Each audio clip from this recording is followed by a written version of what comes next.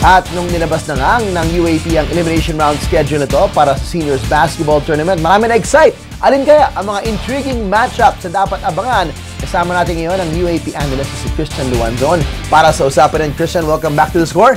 Thanks for joining us. Okay, we'll break this down. Siyempre, taga natin hintay yung schedule. It's later than usual. Di ba, 1 week to go, I was talking at the Coach Nash the other night na nag-guest sila. Normally, by this time, they're preparing for their first opponent. Yeah. Pero hindi pa lumabas. So finally lumabas. Nung unang tinignan mo yung schedule, of course, first and foremost, the first game day kaagad, titignan natin. No? The first 2 game days, actually, where all 8 teams will debut. Anong nakita mo sa mga matchup na yan? The first day pa lang, how do you see that Sunday, the first matchup, the 4 games? Well, I think the first 2 playing dates will be all interesting. Okay. The 2 games on September 4 and the 2 games on September 7 because all teams will be playing. The first game is always interesting because all fans is in anticipation always of the UAAP of how their schools or their teams look like, no, TJ.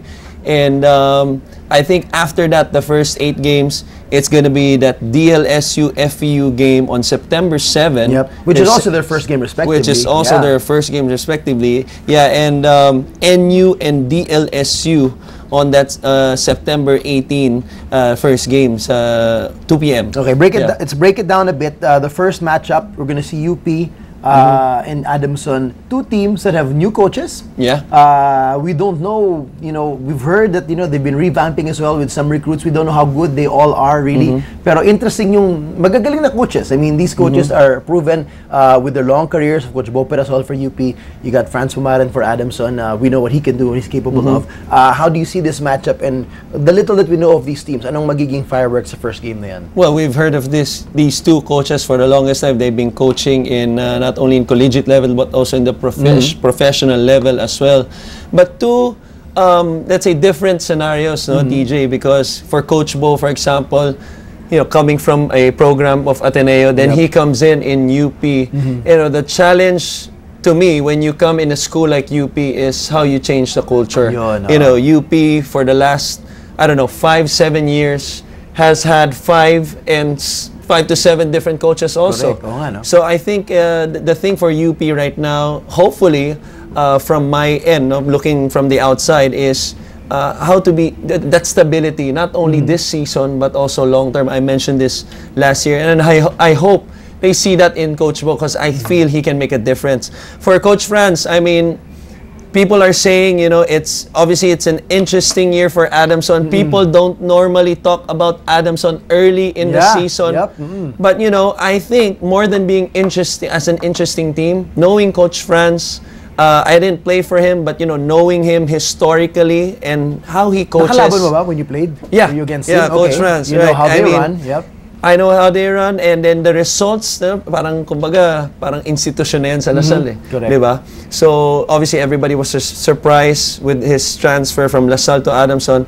But I think the surprise this year for people is that he will be in it, not only to get into the Final 4, but he will make that push to get into the finals. Who knows? It's just in his DNA. Exactly. With Coach Franz. At time and again, we've seen it in LaSalle, no matter what kind of players he recruits, even just, players that would seem like role players, napapagaling pa niya. Yeah, and that's leadership for you. I mean, yung voice na hinahanap ng Adamson for the longest time since Coach Leo's era. I think they found that. I think it's just a matter of, turning that potential into performance. All right, now, the next game, right after that, the hosts, UST, your alma mater, goes up against Ateneo. Both teams as well with new coaches.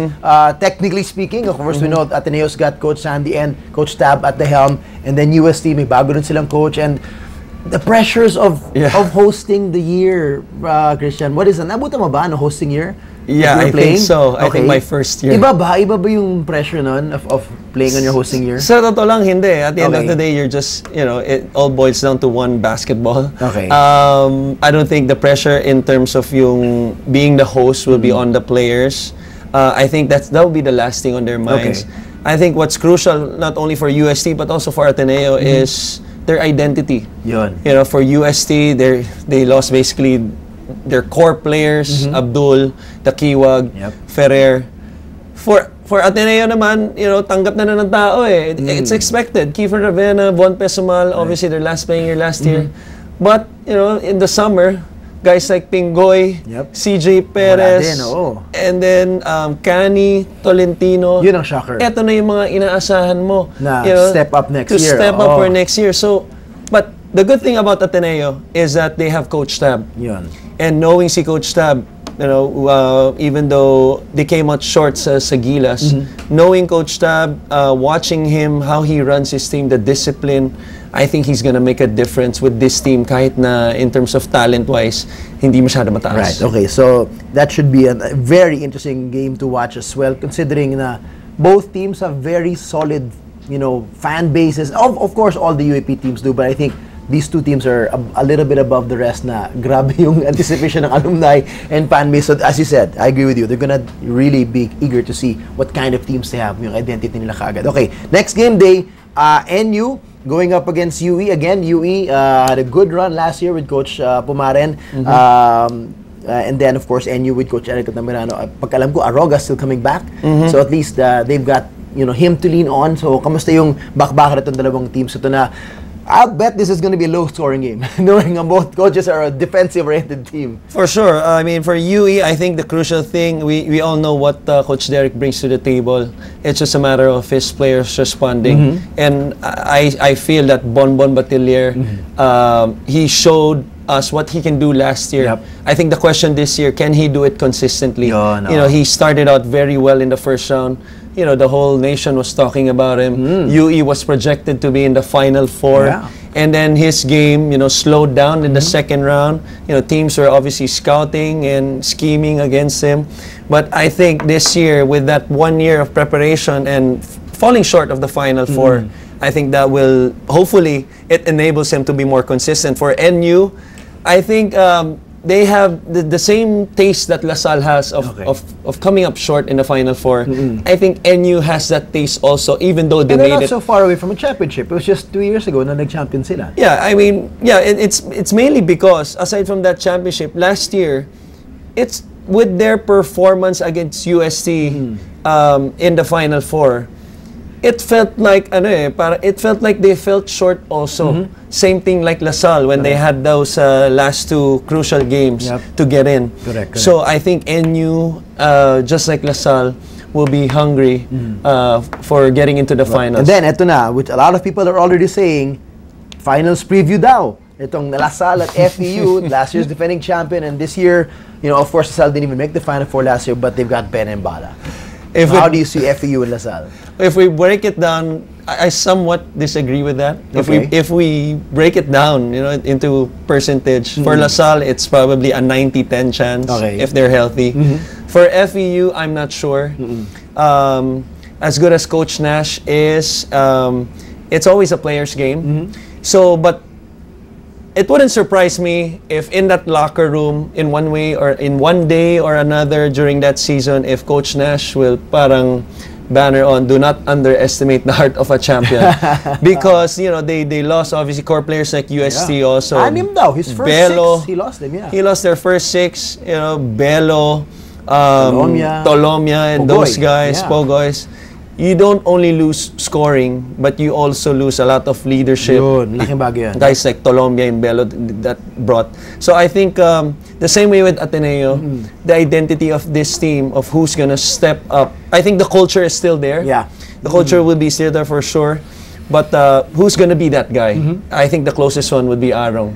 With his experience from, not only from the UAP, from Sisafi League. Correct. And how he contributed to the team. I think right now his scoring ability will be challenged. Can he bring that to the table? Before we got on air, we were talking about how you see after September 25, after each team has played 5 games, more or less, meron na tayong makikitang semblance of something what we can look out for the rest of the season. So for you, that's a critical stage to see where the teams are after each have their 5th game. Playing in the UAAP, people see that the second round as more interesting. People are more engaged. They watch more. But as a player, or even as a coach, I think the first round is not only as important, but it's more important than the second round because, first of all, it sets the tone for you. It sets the tone in terms of confidence. Sa mga players, diyan mo na matetest yung mga players mo. If you're a team like UE, And NU, for example, a UE that's like a dark horse.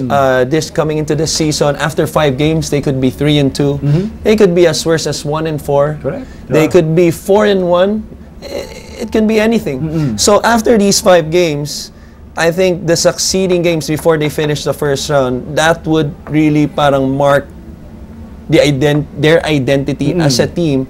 But at the same time, it gives you a glimpse yung prediction mo, tayo, as fans of the game, kung sino talaga yung papasok sa Final Four, most likely of how they play. Right. So, para sa akin, yun yung crucial stage after September 25. Especially, so not just the players, the quality of their chemistry, but we've got, I just realized this, I counted 5 new coaches. Imagine that? 5 out of 8 ang bagong coach. So talagang lalong pagtutuunan ng pansin kung paano nila i-implement kagad yung system nila, how can they handle the UAP, culture and the pressure of those games. So it should be really fun to watch. And these are 5 good, experienced coaches. So all the more, masayang panoorin yan. So Chris, we'll be of course together doing the games. Can't wait to get back on the sidelines to break them down for all of you. So salamat sa pagdalo, and we'll talk about more of the games as the season comes closer. Salamat, Chris. Thank you. Thank you. For more sports updates, keep watching The Score. And don't forget to subscribe.